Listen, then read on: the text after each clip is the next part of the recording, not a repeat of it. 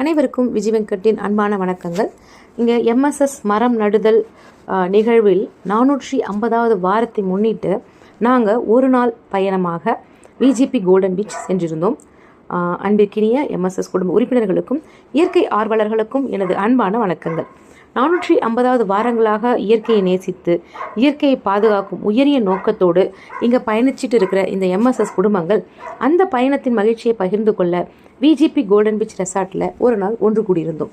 அன்னைக்கு அங்கே ஜாதி, மதம், மொழி, ஏற்றத்தாழ்வு என்ற எந்த வேறுபாடும் கிடையாது. அன்பும் ஒற்றுமையும் மட்டுமே அனைவரோட மனதிலும் நிறைந்திருந்தது. இயற்கைக்காக ஒன்றிணைந்த நாங்கள் இயற்கையோடு இணைந்து மகிழ்ந்திருந்தோம். அந்த நாளில் தாத்தா பாட்டி முதல் பேரன் பேத்தி வரை 3 தலைமுறையினர் ஒரே இடத்தில் இணைந்து மகிழ்ந்த காட்சி அனைவரோட மனதையும் நெகிழ வைத்தது. பரமபதம், பல்லாங்குழி, கண்ணாமூச்சி, கிரிக்கெட், பந்து விளையாட்டு போன்ற பாரம்பரிய விளையாட்டுகளை விளையாடி அனைவரும் தங்களது குழந்தை பருவ நினைவுகளை மீண்டும் வாழ்ந்து வந்தனர் அப்படின்னு தான் சொல்லணும். பெரியவர்கள் குழந்தைகளாக மாறியிருந்தாங்க.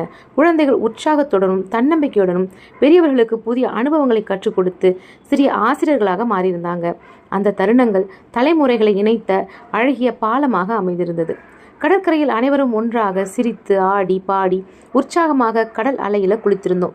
எங்களின் மகிழ்ச்சியையும் ஆரவாரத்தையும் பார்த்த கடல் அலைகளே தங்களுடைய ஆர்ப்பரிப்பை மறந்து விட்டதோ அப்படின்னு கூட எங்களுக்கு தோணுச்சு. சுவையான உணவை அனைவரும் ஒன்றாக அமர்ந்து பகிர்ந்து உண்டோம். நண்பர்களாக இருந்தவர்கள் உறவுகளாக மாறியிருந்தனர்.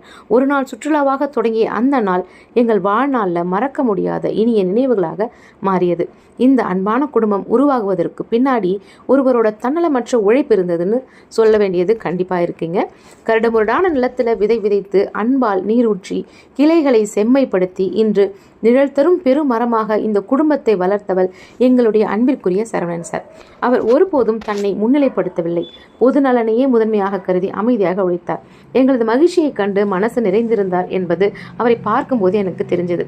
அதுவே அவரது உண்மையான தலைமை தத்துவத்திற்கும், அதாவது தலைமைத்துவத்திற்கும், மனித நேயத்திற்கும், தன்னலமற்ற சேவைக்கும் மிகப்பெரிய சான்றாக அமைந்திருக்கிறது.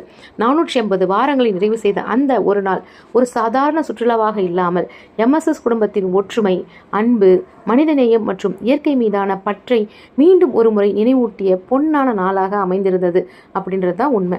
இந்த இனிய நினைவுகள் இன்றும் எங்கள் மனங்களில் நிலைத்திருக்கும். இந்த அழகான நினைவுகளை உங்களோடு பகிர்ந்து கொண்டதில் நாங்கள் மனமார்ந்த மகிழ்ச்சி அடைகின்றோம். எங்களின் இந்த மகிழ்ச்சி பயணத்தில் தொடர்ந்து நீங்களும் இணைந்திருங்கள். இயற்கையை நேசிப்போம், இயற்கையை காப்போம், மனித நேயத்தை வளர்ப்போம். நன்றி, வணக்கம்.